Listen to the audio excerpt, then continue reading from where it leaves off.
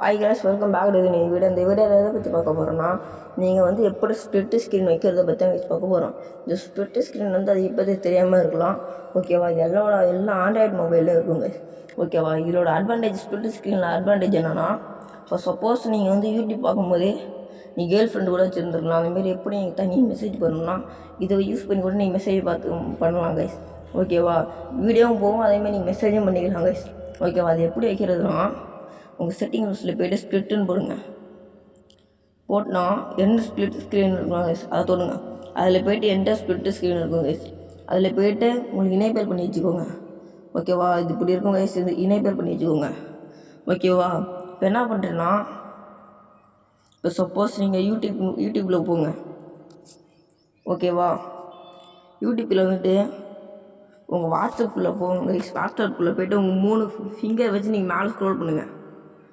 உங்கள் 3 ஃபிங்கர் வச்சு மேலே தள்ளுங்க கைஸ். தள்ளினோடனே இங்கே பாருங்க கைஸ், இப்போ ஸ்ப்ளிட் ஸ்க்ரீன் வந்துடுச்சு. ஓகேவா, இங்கே வந்து நீங்கள் வந்து யூடியூப்பும் பார்த்துக்கலாம் கைஸ். அடியில் இங்கே பாருங்கள், அதேமாதிரி உங்கள் வாட்ஸ்அப்பும் மேலே பார்த்துக்கலாம் கைஸ்.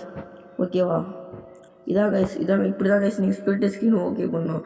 இது எப்போ நம்ம திரும்பி வெளியே வருதுன்னா, இது தூக்கி விட்டால் போதும் கைஸ், வந்துடும் கைஸ். ஓகேவா, உங்களோட ஈஸியாக வந்து நீங்கள் ஸ்ப்ளிட் ஸ்க்ரீன் யூஸ் பண்ணலாம் கைஸ். ஓகேவா, இந்த வீடியோ பிடிச்சிருந்தா மறக்காமல் நம்ம சேனலில் லைக் பண்ணிட்டு, ஷேர் பண்ணிட்டு, சப்ஸ்கிரைப் பண்ணிட்டு, பெல் பண்ணாலும் கொடுங்க கைஸ். நெக்ஸ்ட் வீடியோவில் பார்க்கலாம்.